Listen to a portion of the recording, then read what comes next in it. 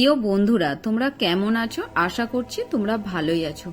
চলো, এই গরমের মধ্যে আজ আমি আম দিয়ে মাছের একটা রেসিপি তৈরি করে তোমাদের দেখাচ্ছি। পুরো রেসিপিটা দেখার অনুরোধ রইল শুরু থেকে শেষ পর্যন্ত। আমি কিভাবে আম দিয়ে মাছের এই রেসিপিটা করছি। এ দেখো, এখানে আমি 4টে মাছ নিয়েছি। এটা কাতলা মাছ। মাছটা ভালো করে ধুয়ে পরিষ্কার করে নিয়েছি, আর মাছের মধ্যে একটু নুন হলুদ মাখিয়ে নিচ্ছি। আর এখানে একটা আমকে এইরকম 4 ফালি করে পাশে কেটে রেখে দিয়েছি। দেখো, মাছটার মধ্যে ভালো করে নুন হলুদটা মাখিয়ে নিচ্ছি। মাছটাও এখন পাশে রেখে দেবো। এদিকে আগে মশলাটা বেটে নিয়ে আসবো। মশলার মধ্যে নিয়েছি 1 চামচ কালো সর্ষে, 1 চামচ হলুদ সর্ষে, 1 চামচ পোস্ত আর 2টো কাঁচা লঙ্কা। এটা ভালো করে বেটে নিয়ে এসেছি। এরপর মাছগুলো ভেজে নেব। মাছগুলো ভাজার জন্য আমি কড়ার মধ্যে সর্ষের তেল দিয়ে দিচ্ছি। তেলটা একটু নেড়ে চেড়ে দিচ্ছি। তেল গরম হয়ে গেলে তারপরে আমি মাছগুলো তুলে দেব। দেখো, তেল গরম হতে মাছগুলো আমি তুলে দিচ্ছি। আমি এখানে আজ 4টে মাছ দিয়ে তৈরি করছি। তোমরা এখানে তোমাদের বাড়িতে যতগুলো লোক থাকবে সেই রকমই মাছটা ব্যবহার করবে। আমার বাড়িতে 4 জন আছে, তাই আমি 4টে মাছের পিস নিয়েছি। দেখো, মাছগুলো ভালো করে উল্টে পাল্টে আমি ভেজে নিচ্ছি।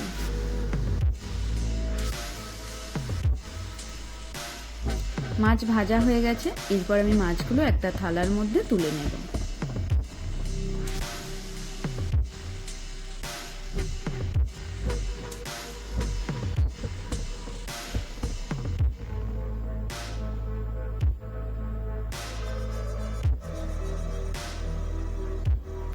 এই দেখো, মাছগুলো এবার তুলে নিচ্ছি।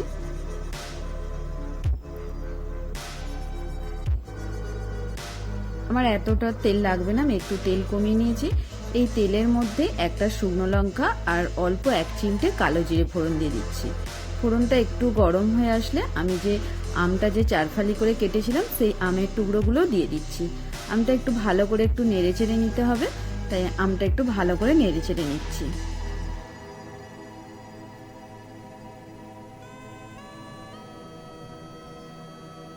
দেখো, আমটা নাড়াচাড়া হয়ে গেছে। এরপর আমি হলুদের গুঁড়ো 1 চিমটে দিয়ে দেব।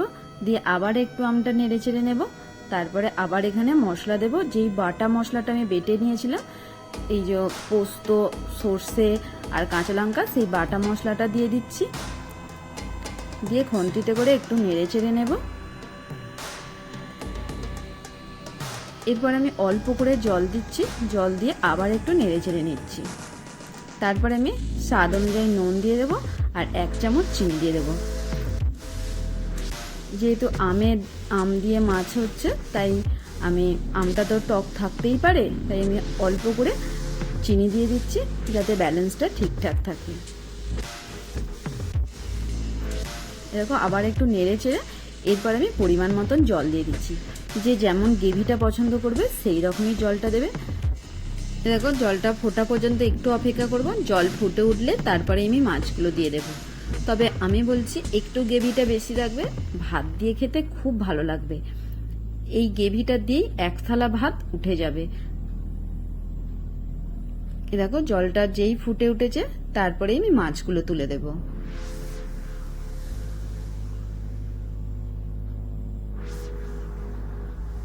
দেখো, এবার আমি মাছগুলো তুলে দিচ্ছি। মাছগুলো একটু নেড়ে চেড়ে নেব। আর এটাতে চাপা দেব না, খোলা অবস্থাতেই রান্নাটা করব।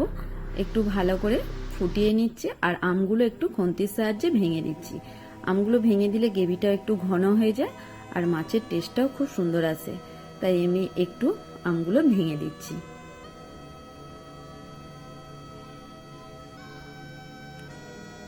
এই দেখো কতটা ঘন হয়ে গেছে, তোমরা নিশ্চয়ই বুঝতে পারছো। এরপর কিছুক্ষণ পরেই আমি নামিয়ে নেব। আর নামানোর আগে অবশ্যই একটু সর্ষের তেল দিতে হবে, তাহলে খেতে তো খুবই ভালো লাগবে। আজকের এই আম দিয়ে মাছের রেসিপিটা কেমন লেগেছে অবশ্যই একটা কমেন্ট করে জানাবে। যদি ভালো লাগে লাইক শেয়ার করবে, আর তোমরাও বাড়িতে একবার তৈরি করবে। আশা করছি তোমাদের খুবই ভালো লাগবে। আমার তো ভালো লেগেছে, তোমাদেরও ভালো লাগবে। দেখো, যেহেতু আমি চাপা দিয়ে রান্নাটা করছি না, তাই একটু ভালো করে নেড়ে চেড়ে নিচ্ছি। আর যেই গ্রেভিটা ঘন হয়ে আসবে তখনই নামাবো। আর অবশ্যই সর্ষের তেলটা দিতে হবে। দেখো আবার একটু নেড়ে ছেড়ে নেব।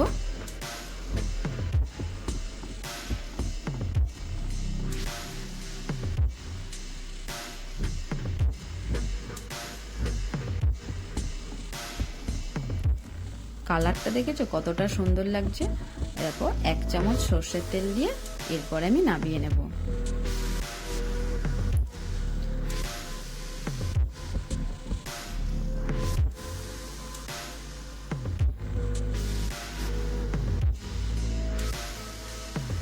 এইরকম মাছ দিয়ে আম দিয়ে রান্নাটা করলে না আর কিছু লাগবে না দুপুরের ভাত খেতে। এই ভাত 1 থালা ভাত ভালো মতনই উঠে যাবে এই আম আর মাছ দিয়ে এই রান্নাটা। অবশ্যই তোমরা বাড়িতে তৈরি করবে। আজ তবে আসি, আবার পরের কোনো রেসিপিতে তোমাদের সঙ্গে দেখা হবে।